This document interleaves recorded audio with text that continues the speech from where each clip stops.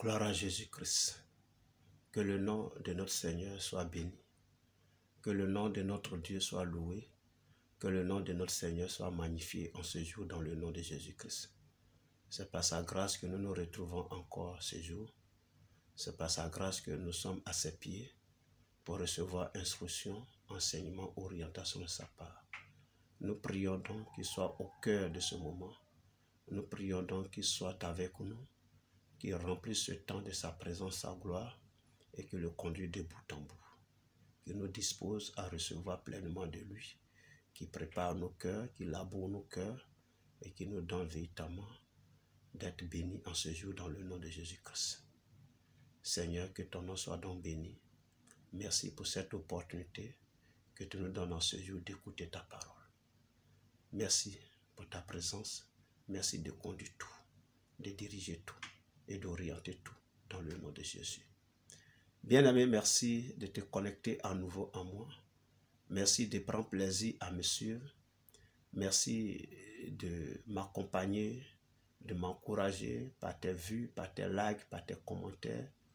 Merci de t'abonner également si tu ne l'as pas encore fait. Ici, tu es sur la page Pain de vie, la chaîne qui donne la vie éternelle. Ici, nous parlons de la parole de Dieu, celle qui sauve, celle qui délivre, celle qui guérit, celle qui transforme, celle qui change notre quotidien. C'est la parole toute puissante de Dieu que nous annonçons ici pour affermir la foi de ceux qui ne sont pas encore affermis dans la foi et pour le salut de ceux qui ne sont pas encore sauvés. Alors donc abonne-toi parce que tu peux faire le relais de cette chaîne. Oui, auprès de d'autres personnes. Partout tu es connecté, les groupes dans lesquels tu es, tu peux les partager et ils pourront aussi bénéficier de cette parole de Dieu. Et Dieu te bénira également au nom de Jésus-Christ parce que tu contribues à l'expansion de son œuvre ici-bas. Sois richement béni et porte-toi bien dans le nom de Jésus-Christ. Aujourd'hui, le Seigneur me met à cœur de lire un passage dans le livre de l'Exode, Exode chapitre 32. Je vais lire au verset 7, à partir du verset 7. L'Éternel dit à Moïse, va, descends, car ton peuple que tu as fait sortir du pays d'Égypte s'est corrompu. Ils se sont promptement écartés de la voie que je leur avais prescrite et ils se sont fait un veau en fonte. Ils se sont prosternés devant lui, ils lui ont offert des sacrifices et ils ont dit, Israël, voici ton Dieu qui t'a fait sortir du pays d'Égypte. L'Éternel dit à Moïse, je vois que ce peuple est un peuple au cou rode. Maintenant laisse-moi, ma colère va s'enflammer contre eux et je les consumerai, mais je ferai de toi une grande nation. Moïse implora l'Éternel, son Dieu, et dit, pourquoi, ô Éternel, ta colère s'enflammerait-elle contre ton peuple que tu as fait sortir du pays d'Égypte par une grande puissante et par une main forte? Pourquoi les Égyptiens diraient-ils, c'est pour leur malheur qu'il les a fait sortir, c'est pour les faire tuer dans les montagnes et pour les exterminer de dessus de la terre? Reviens de l'ardeur de ta colère et répands-toi du mal que tu veux faire à ton peuple. Souviens-toi d'Abraham, d'Isaac et d'Israël, tes serviteurs auxquels tu as dit, en jurant par toi-même, je multiplierai votre postérité comme les étoiles du ciel. Je donnerai à vos descendants tout ce pays dont j'ai parlé et ils le posséderont à jamais. Verset 14 enfin. Et l'Éternel se repentit du mal qu'il avait déclaré vouloir faire à son peuple. Alléluia. Au travers de ce passage-là, je vais parler un peu de la prière d'intercession. Ouais, nous sommes dans la dynamique de la prière, mais ça c'est un autre type de prière. La prière de l'intercession, c'est la prière qui consiste à prier pour d'autres personnes. La prière qui consiste à prier pour une tierce personne, la prière qui consiste à prier pour quelque chose d'autre. C'est-à-dire cette prière, quand tu la fais, en réalité, elle ne te concerne pas. Elle concerne une autre personne, elle concerne autre chose que ce qui est à toi. Alléluia. Et dans le passage que nous avons lu ici, Moïse a imploré l'Éternel, son Dieu, en faveur d'Israël. Parce que Dieu a vu que Israël s'est corrompu. Mais qu'est-ce qui s'est passé? Il faut dire que ils étaient donc au niveau de Sinaï. Dans leur exode de l'Égypte pour aller à Canaan, ils étaient à Sinaï. Et à Sinaï, Dieu demande à Moïse de le trouver sur la montagne.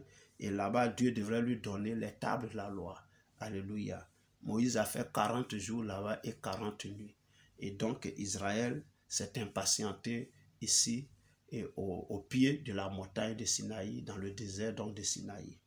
Israël s'impatientait et ils ont demandé à Aaron vraiment de leur faire un Dieu. Parce que ce Moïse qui est parti là, c'est pas... Voilà, voilà ce qu'ils disent. Il dit, le peuple, voyant que Moïse tardait à descendre la montagne, s'assembla autour d'Aaron et lui dit, allons, fais-nous un Dieu qui marche devant nous, car ce Moïse, cet homme qui nous a fait sortir du pays d'Égypte, nous ne savons ce qu'il est devenu. Alléluia. Donc, ils vont commencer, ils vont prendre les ornements qu'il avait, les bijoux au cou, au bras, aux doigts, aux oreilles. Ils vont les prendre et même ce qu'ils avaient un peu dans leur maison, ils vont remettre ça à Aaron et Aaron va fondre ça et à l'issue de cette fonte-là, ils vont donc sculpter, ils vont faire un veau d'or. Un veau d'or, c'est donc un animal, le petit de la vache, le petit des bœufs qu'on appelle le veau. Donc comprenez que ça sera un peu grand et ils vont le placer devant eux. Et ils vont commencer donc à adorer ce veau d'or-là. Alléluia. Ils vont adorer ce veau d'or-là et ils vont dire, Israël, voici ton Dieu qui t'a fait sortir d'Égypte. Et ils vont lui offrir des sacrifices. C'est-à-dire, ils vont venir se prosterner, ils vont venir l'adorer et autres. Donc ça va énerver Dieu. Dieu sait tout. C'est Moïse qui était sur la montagne qui ne voyait pas ce qui se passait au pied de la montagne ici, mais Dieu voyait. Donc il dit, c'est quoi Dieu dit à Moïse, va descendre car ton peuple que tu as fait sortir de ses corrompus. Alléluia. Et donc Dieu va donc se fâcher contre ce peuple parce que c'est un peuple qui n'écoute pas Dieu, un peuple au cou rôde, comme la parole même le dit, comme on l'a lu. Donc Dieu a décidé de consumer ce peuple-là, de l'exterminer, de le détruire totalement. Et il va faire de Moïse une grande nation. Alléluia. Vous savez, Dieu, il est capable de tout. Jésus même a dit que si vous empêchez les gens de m'adorer, Dieu suscitera les pierres pour m'adorer. Alléluia.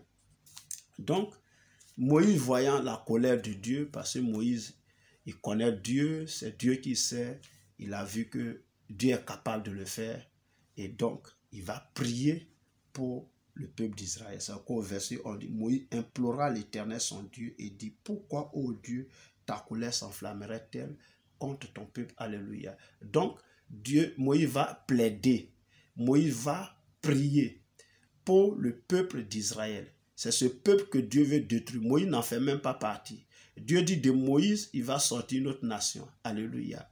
Donc Moïse n'est même pas concerné par, Seigneur, le projet de Dieu pour consumer véritablement Israël.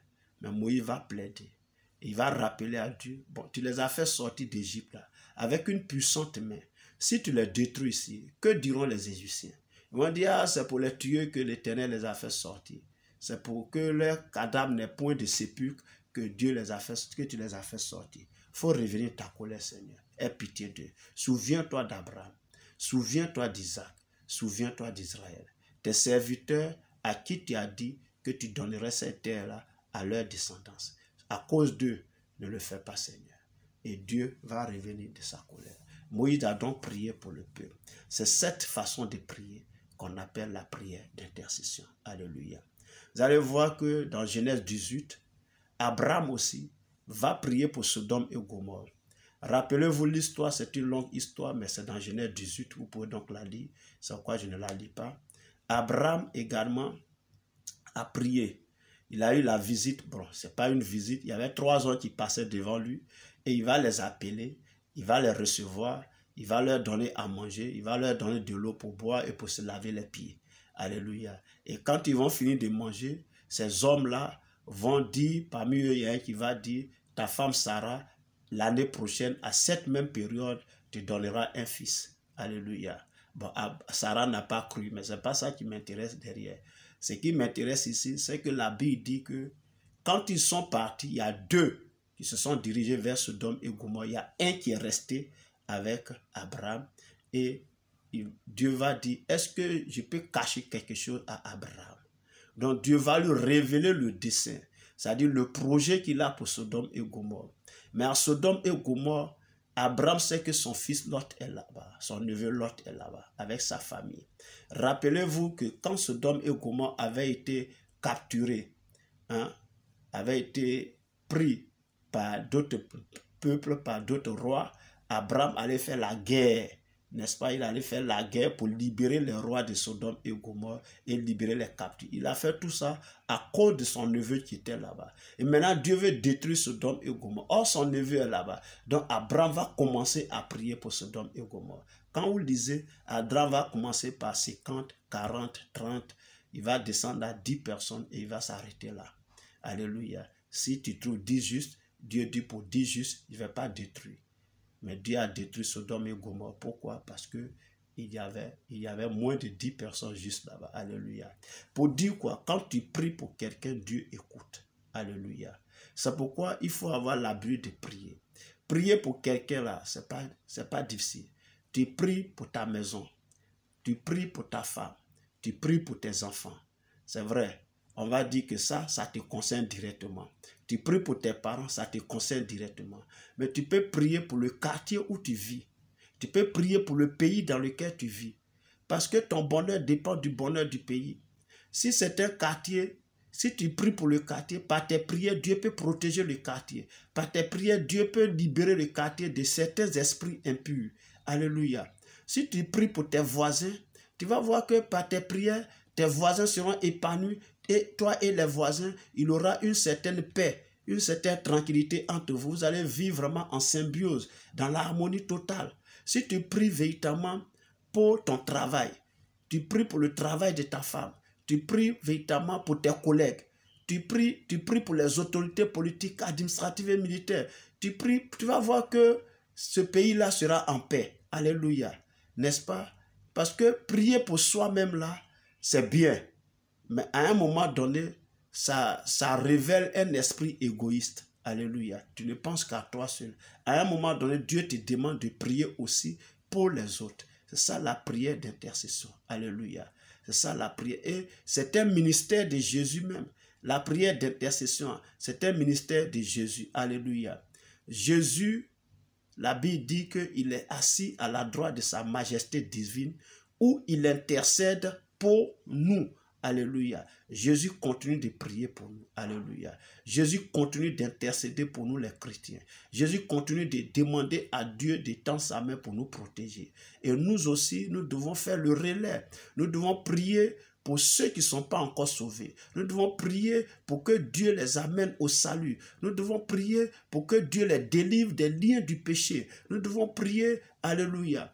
Quand le matin tu te réveilles et puis tu commences à prier au cas par cas pour tous tes voisins, tu pries pour le quartier, au-delà de ta maison, de ta femme, de tes enfants, de ton mari et autres là, quand tu commences à prier pour les voisins, quand tu commences à prier pour la cité où tu vis, pour le quartier où tu vis, quand tu commences à prier pour ton travail, tu commences à prier pour tes collègues, pour leurs maisons respectives, quand tu commences à prier pour la paix dans ton lieu de travail, quand tu commences à prier pour l'harmonie dans le lieu de travail, quand tu commences à prier véritablement pour que le Seigneur t'accompagne et que ses grâces et ses faveurs se multiplient, quand tu commences à prier pour le pays, tu vas voir que tu pourras prier plus de 15 minutes, 20 minutes et autres. C'est aussi un secret de durer dans la prière. Ceux qui durent dans la prière, c'est pas une seule prière qu'ils apportent à Dieu qui prie pendant 1 heure. C'est tout un tas de prières, c'est beaucoup de sujets de prière qu'ils apportent. Et parmi ces sujets, il y a les sujets qui les concernent directement et il y a les sujets qui concernent d'autres personnes. Alléluia. C'est ça la prière d'intercession. Il faut que nous soyons des intercesseurs. Et la parole de Dieu nous dit que celui qui arrose sera lui-même arrosé. Alléluia. Celui qui arrose sera lui-même arrosé. Quand tu pries pour les autres, Dieu se souvient de toi. quand tu as l'amour des autres dans ton cœur, parce que prier pour les autres, c'est manifester de l'amour pour les autres. Quand tu pries pour quelqu'un, c'est parce que tu veux son bien que tu pries pour lui. Et parce que tu manifestes l'amour pour cette personne-là, Dieu étant amour, Dieu se souvient de toi et il te bénit, il te sort de certaines situations pour lesquelles tu n'avais jamais prié, mais tu te rends compte que vraiment c'est la main de Dieu. Alléluia. La prière de l'intercession, c'est une prière puissante. Et je prie que tu sois un intercesseur depuis ta maison. Pour l'église que tu fréquentes, prie. Pour ton pasteur, prie. Pour les frères et sœurs de l'église, prie. Alléluia. Oui, c'est ça l'intercession. Il faut prier pour ton pasteur, pour que, à un moment dont Paul disait, priez pour moi, afin qu'il me soit donné d'annoncer la parole de Dieu avec force et puissance. Alléluia.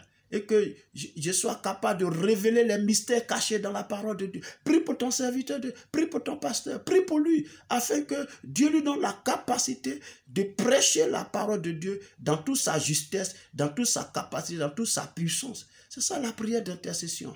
Quand tu es un intercesseur, tu vas voir que tu passeras du temps dans la prière et dans la présence de Dieu. Alléluia. Que Dieu te bénisse depuis ta position. Que ses grâces et ses faveurs te localisent. Merci de m'avoir écouté. Merci de m'avoir entendu. Et je prie que cette parole te fasse du bien et qu'elle fasse de toi un intercesseur au nom de Jésus-Christ. Porte-toi bien. Nous sommes donc à la prochaine. Dans le nom de Jésus que j'ai prié. Amen.